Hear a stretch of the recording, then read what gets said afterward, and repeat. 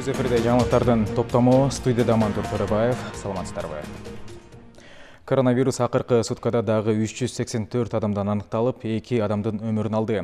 Бұл туралы Саламаттық сақтоо министрінің орынбасары Нурболот Үсенбаев билдирди.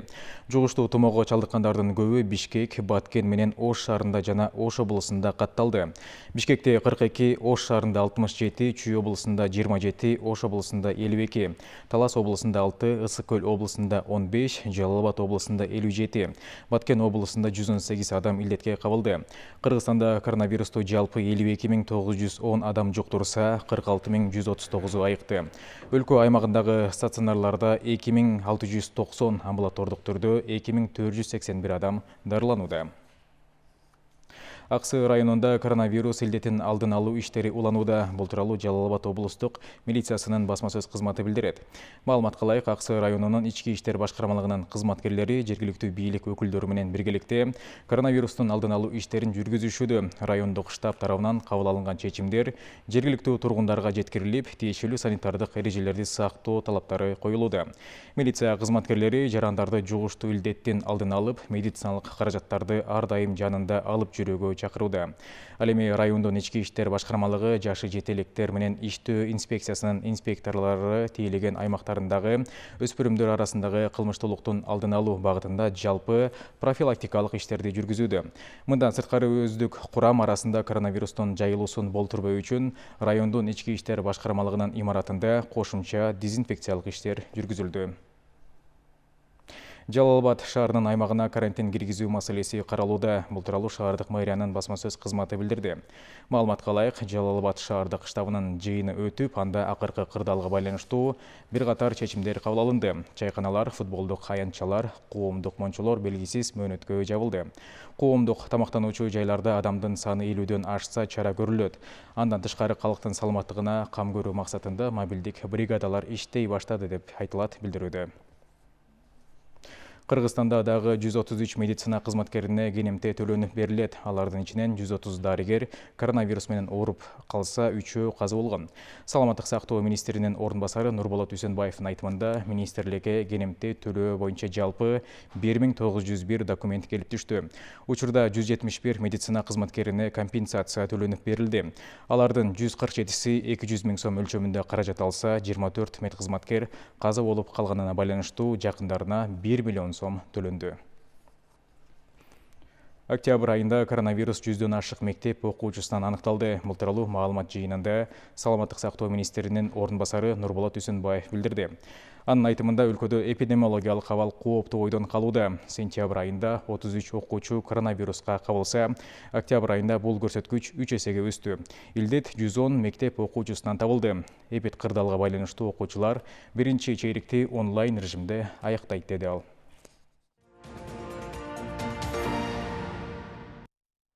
Мамлекеттик бажы кызматынын төрагасынын мурдагы орунбасары Райымбек Матраимов бажы тармагындагы коррупция фактысы боюнча кармалды. Бул тууралуу УКМКнын коррупцияга каршы кызматынан билдиришти. Маалыматка караганда, Матраимов УКМКнын имаратына алынып келинди. 2016 жылдан бери Райымбек Матраимов менен дагы башка жооптуу кызматтагы адамдар коррупциялык схема түзгөн. Кесепетинен мамлекет ири суммадагы чыгымга учураган деп маалымдады УКМКдан. Учурда сотко чейинки өндүрүш ишинин алкагында териштирүү жүрүп жатат. Райымбек Матраимов фамилиясын өзгөрттү, бирок ага жаңы паспорт берилген эмес.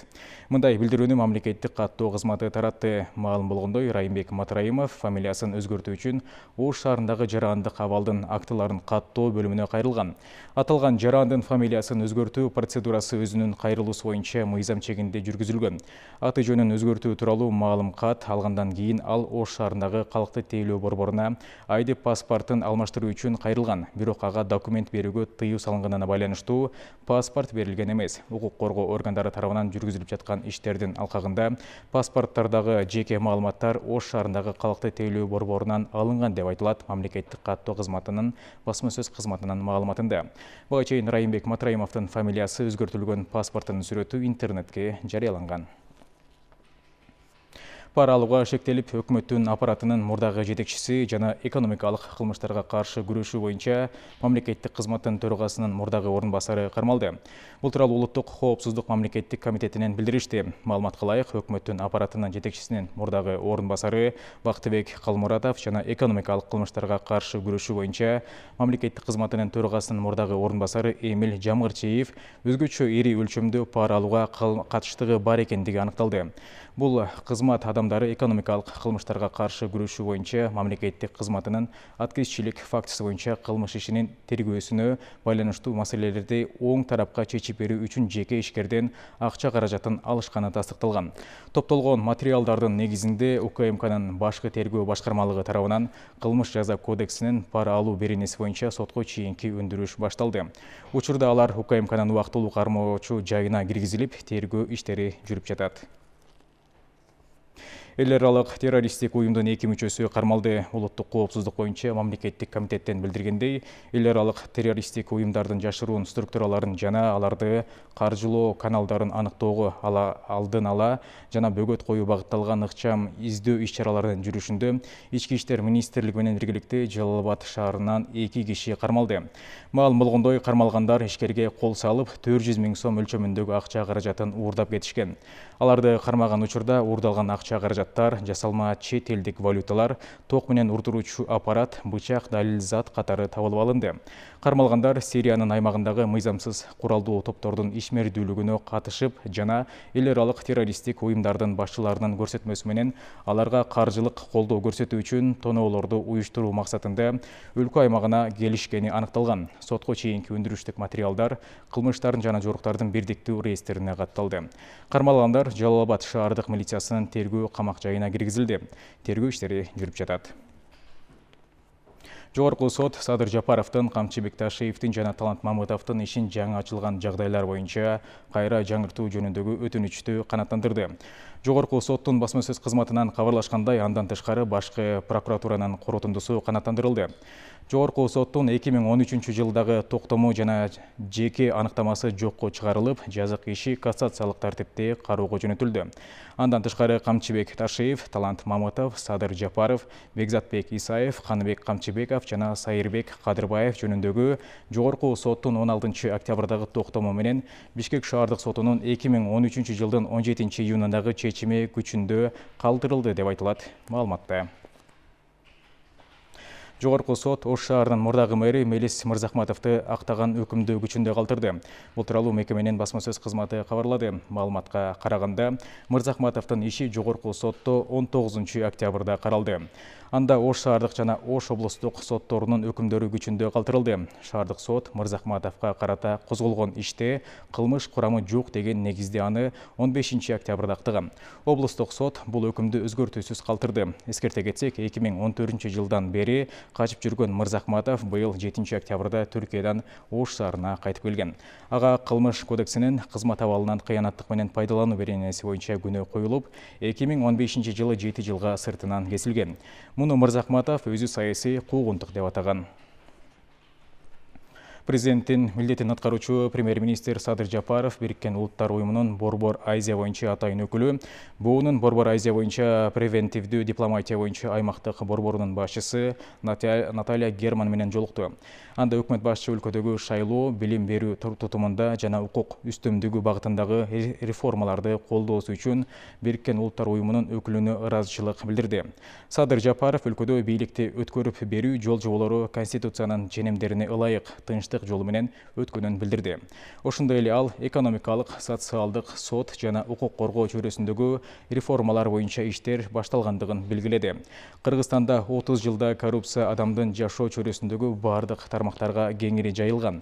Бирок биз аны толук жоюу үчүн бардык күч аракетибизди жумшайбыз. Албетте убакыт керектелет, бирок бул иштин натыйжасы жакынкы арада сезиле баштайт деп белгиледи Жапаров. Өз кезегинде атайын өкүлү Наталья Герман өкмөт башчыны премьер-министрдин кызматына киришүүсү менен куттуктады жана алдыдагы иштеринде ийгиликтерди каалады. Бириккен Улуттар уюму жана башка эл аралык өнөктөштөр өкмөттүн өлкөдөгү бардык социалдык, экономикалык реформаларды ишке ашыруу боюнча аракеттерин колдоого аларын билдирди. Мамлекеттик бажы кызматынын жаңы дайындалган төрагасы Кадыржан Семетеев бизнес коомчулуктун өкүлдөрү менен жолугушуп, анда ишкерлер көйгөйлүү маселелерин айтышты жана аларга толук жооп алышты. Мекеменин басма сөз кызматы билдиргендей, пандемиянын кесепетинен ЯЭПтин тышкы чек аралары жабылып, бажы төгүмдөрү азайып, бизнес чөйрөсүнүн ишмердигине терс таасирин тийгизди. Буга байланыштуу учурда бажы кызматы тышкы экономикалык ишмердиктин катышуучулары үчүн шарттарды жакшыртуу багытында иштерди ыкчамдатты. Жолугушуунун жыйынтыгында Семетеев тиешелүү башкармалыктарга бир катар тапшырмаларды берип, кыска мөөнөттүн ичинде бизнес чөйрөсүндөгү болгон көйгөйлөрдү чечүүнү тапшырды. Бишкек шаарынын мэри Азиз Сурахматов кызматтан кетти. Муну ал алдындагы парламенттик шайлоого катышуу максаты менен байланыштырды. Биринчи вице-мэр кызматына жаңы дайындалган Нариман Түлеев эми шаар башчысынын милдетин аткарат.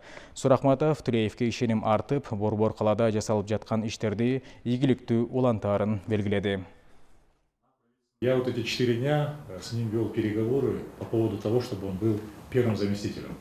Он очень долго отказывался. Я вчера... Ага биринчи орун басарым болушун өзүм сунуштап 4 күн сүйлөшүп баш тартканына карабай көндүрдүм. Мен жогорку кеңешке боло турган шайлоого катышам. Биз туура кадам жасап жатабыз деп ишенем. Себеби Нариман Ташполотович мэрлик кызматты аркалап турган учурда татыктуу иштеген. Ал тажрыйбалуу менеджер, жөндөмдүү башкаруучу, ишине ийгилик каалайм. Ички иштер министри Улан Ниязбеков коомдук коопсуздукту камсыздоодо жана кылмыштуулук менен күрөшүүдө иштерди күчөтүү боюнча онлайн кеңешме өткөрдү. Ага Баткен, Ош, Жалал-Абад, Нарын, Ысык көл, Талас, Чүй облустук, Бишкек жана Ош шаарларынын ички иштер башкы башкармалыктарынын жетекчилери, ИИМдин борбордук аппаратынын тиешелүү кызматтарынын башчылары катышты.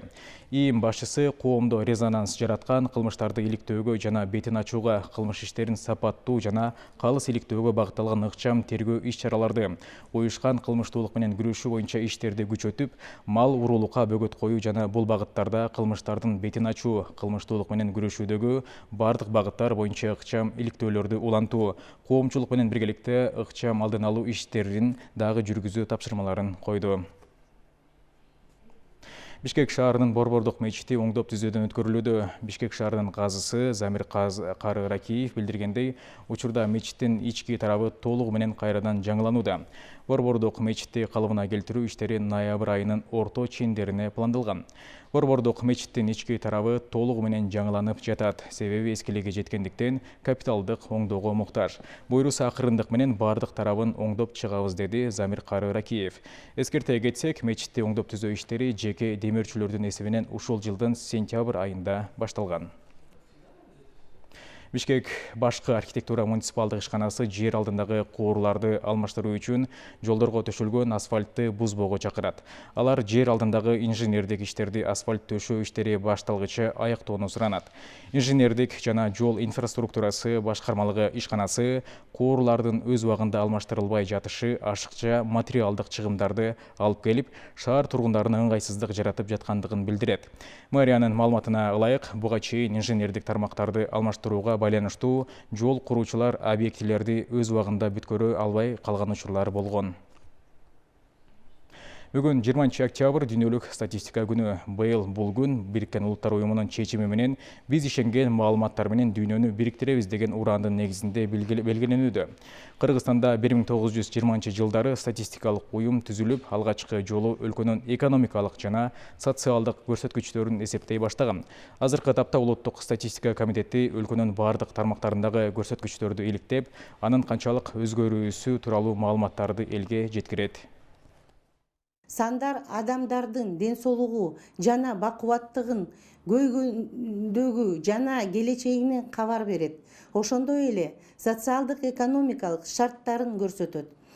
Жалпысынан статистика коомдо артта калган тармактарды аныктоо, жардам берип, туруктуу өнүгүүнү өбөлгө түзөт. Бул жана башка жаңылыктар менен Ала Тоо 24 мобилдик тиркемебизден ошондой эле КТРК KG сайтынан да таанышсаңыздар болот. Кечиңиздер көңүлдүү улансын, саламатта калыңыздар.